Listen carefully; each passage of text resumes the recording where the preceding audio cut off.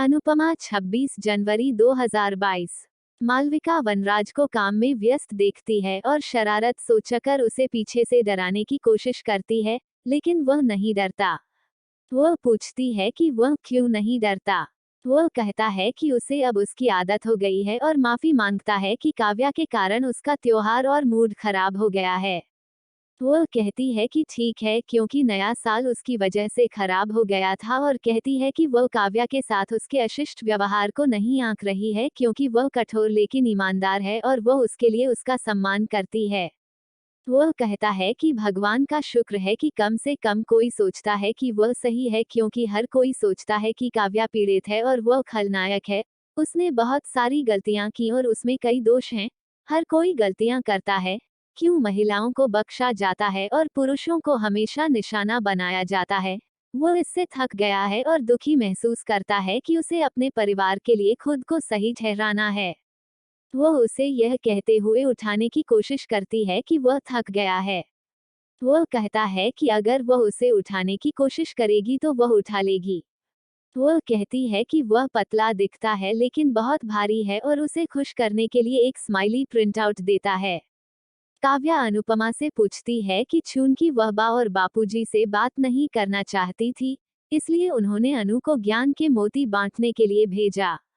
अनु कहती है कि वह नंदिनी से मिलने आई थी और नंदिनी से पूछती है कि जब समर ने सगाई की अंगूठी फेंकी तो उसने क्यों नहीं छोड़ा, और काव्या से पूछा कि वह क्यों लौटी और संक्रांति उत्सव स्थल पर एक नाटक बनाया। काव्या कहती हैं कि उन्हें दूसरों पर व्याख्यान देने से पहले खुद को देखना चाहिए। उन्होंने खुद स्वाभिमान को चुना और इसके लिए संघर्ष किया। अनु का कहना है कि उन्हें अपने स्वाभिमान के लिए लड़ना चाहिए और चोरों की तरह चुपचाप भागने के बजाय गर्व से अपने सवाल का जवाब तलाशना चाहिए। अगर उन्हें उनके शब्द ज्ञान के रूप में मिले तो उन्हें खेद है। काव्या पहले की काव्या होने के लिए उसकी मदद चाहती है, जो मजबूत और आत्मविश्वासी थी।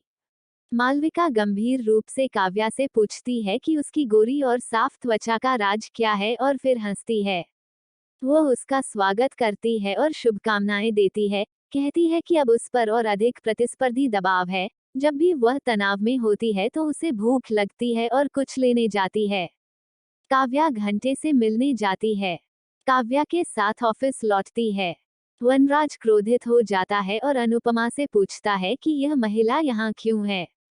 अनुपमा का कहना है कि काव्या उनके प्रोजेक्ट में उनके साथ काम करेगी। वनराज चिल्लाया। अनुज उसे आसान होने के लिए कहता है। अनु का कहना है कि हर कोई गलती करता है, तो वह भी करता है, और जब उसे दूसरा मौका मिला तो काव्या क्यों नहीं। अनुज कहते हैं अनु सही है। मालविका कहती है कि वह जानती है कि काव्या सक्षम है। काव्या ने मालविका, अनु और अनुज को धन्यवाद दिया और कहा कि वह इस बार अपने आखिरी मौके के रूप में निराश नहीं करेगी। वनराज सोचता है कि अनु ने काव्या को मालविका से दूर रखने के लिए उसके सिर पर ला दिया। अनु को लगता है कि उसने काव्या को मुक्कू से दूर रखने के लिए नहीं लाया था, लेकिन चाहती है कि वह खुद को सुधार ले और भगवान से उसे कुछ अच्छा विवेक देने के लिए प्रार्थना करे। अनु के शब्दों को याद करते हुए वनराज गुस्से में जल जाता है और सोचता है कि उसने वास्तव में गलत किया है। दुविधा में नंदिनी भगवान से प्रार्थना करती है कि वह उसे संकेत दे कि आगे क्या करना है।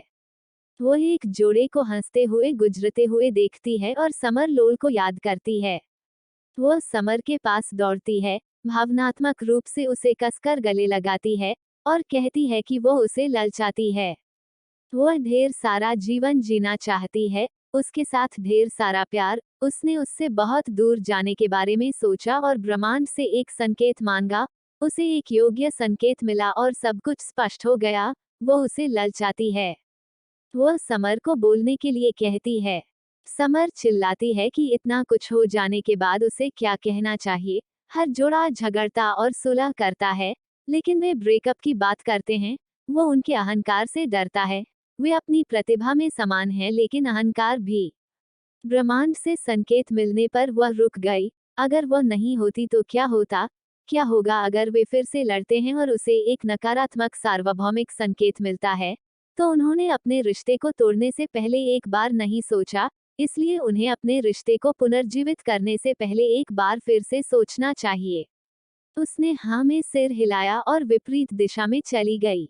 अनु ने अनुज को उसके अनुरोध को स्वीकार करने और काव्या को दूसरा मौका देने के लिए धन्यवाद दिया। अनुज का कहना है कि यह भी उसका प्रोजेक्ट है और उसने काव्या को फिर से नियुक्त करने से पहले अच्छी तरह सोच लिया होगा। उन्हें उम्मीद है कि काव्या और वनराज की व्यक्तिगत समस्याएं उनके पेशेवर जीवन को प्रभावित नहीं करेगी। वह कहती है कि यह भी उसका प्रोजेक्ट है। वह कहते हैं कि उन्हें सावधान रहने की जरूरत है। श्रीमान और श्रीमती शाह बहुत बुरे नहीं हैं, लेकिन बहुत अच्छे भी नहीं हैं।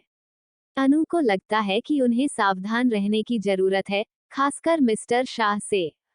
बा को डर है कि आने वाला धमाका होगा क्योंकि काव्या, वनराज और मुक्कू एक ही छत के नीचे काम कर रहे हैं।